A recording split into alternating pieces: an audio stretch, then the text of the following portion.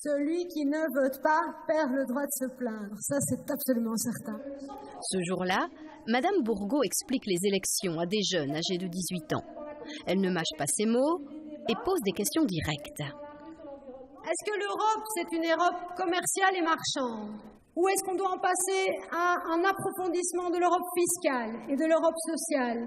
Excusez-moi, c'est votre avenir. Si des gens autour de vous, vous-même ou des gens de votre famille ont des maladies ou voire des handicaps, ça dépend de la sécurité sociale. De nouveau, c'est la vie des gens. Vous voyez, c'est concret. L'idée de ce professeur n'est pas de tenir le crachoir. Rapidement, elle s'efface au profit de ses propres étudiants en droit, comme Baptiste. Alors, murmurer, parler, crier, mais dites quelque chose, pensez quelque chose. Parce qu'au final, ne pas penser, ne pas voter, déchirer son bulletin de vote, écrire que c'est tout, c'est con. Ok, mais tout le monde s'en fout. Ne rien faire, c'est accepter tout ce qui se passe. Baptiste, Clarisse et les autres ont imaginé un jeu d'énigmes pour faire comprendre les élections du 26 mai. Bon alors les gars, vous connaissez Sherlock Holmes, ça va ça? Ouais. Ok, bon en fait, vous savez qu'il a résolu les plus grandes énigmes du monde, et en fait il y en a une qui n'arrive jamais, en fait, et il demande un petit peu d'aide aux étudiants d'Athénée, c'est comprendre le fédéralisme en Belgique. Est-ce qu'on va renouveler les membres qui siègent au Parlement européen le 26 mai? Moi je pense, ouais. C'est ça? Je suis pas sûr, mais je pense, ouais. Ouais.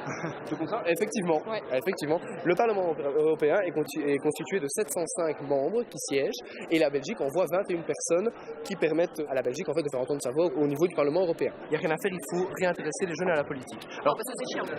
Alors, c'est pas que c'est chiant, mais je trouve pas ça chiant, je trouve ça démoralisant. C'est pas chiant, c'est démoralisant, il y a des gens qui râlent et ils ont raison. Comment bien voter? Combien de bulletins de vote? Quels sont les organes élus directement et indirectement? Pendant 3 heures, les jeunes sont bombardés de questions. Est-ce que la justice en Belgique, c'est la même entre francophones ou elle est différente pour les germanophones, par exemple? Ou est-ce que la justice à Mons est différente de celle à Bruxelles? Non, c'est fédéral aussi. C'est pas européen? Il y a des pays, c'est vrai, c'est pas la même chose dans tous les pays.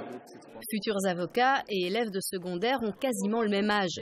L'atelier se déroule donc sans stress, personne ne se prend la tête. Mais les étudiants de Madame Bourgault sont quand même là pour insister, réaffirmer l'importance du vote. L'arme, c'est le bulletin de vote, c'est plus important qu'une balle, qu'une voix, qu'un cri.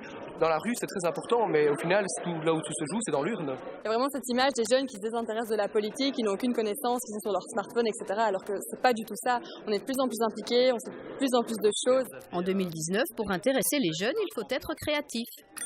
D'autant que le système électoral belge est complexe. Le vote est obligatoire, mais la formation ne suit pas vraiment. Ça prend toujours du temps et de l'investissement de changer les choses. Le blues démocratique des jeunes est terrible. Un jeune sur 2 veut changer radicalement la société et nous le montre ces temps-ci. Mais 1 sur 20 pense que voter pourrait servir à cela. Ça veut dire qu'il y a un réel décrochage démocratique. Celui-ci, valide ou nul? Valide. Oui, valide. Celui-ci, vous le voyez, il n'est pas valide parce qu'on l'a déchiré. On voit la politique comme quelque chose d'ennuyeux, de vieux, de dépassé, etc. Alors que pas du tout. Ici, avec les ateliers qu'on fait, on leur fait vivre ça, on leur montre que c'est pas que des bouquins, c'est pas que des vieilles personnes. Nous aussi, on la vit, on l'apprend d'une manière et on essaye de leur faire passer ça d'une manière plus ludique, plus intéressante que ce qui est fait normalement et en général, j'ai envie de dire. Si vous ne vous intéressez pas à la politique, elle s'intéressera à vous, alors autant faire un effort. C'est un peu la conclusion de ce jeu. Moi, personnellement, je vous ai trouvé très bon, mais vous êtes trouvé comment? Très bon. On le sait, l'élection dans une démocratie représentative, c'est l'embrassade, c'est le mamour entre gouvernants et gouvernés, entre électeurs et élus. Or, on se rappelle toujours de son premier baiser. Si le premier baiser se passe mal, eh bien, ça laisse des traces. Puisque vous avez déverrouillé vos verrous démocratiques, on espère, et ouvert vos cadenas électoraux, eh bien, on va vous libérer. Regardez, il y a la porte qui s'ouvre, justement maintenant.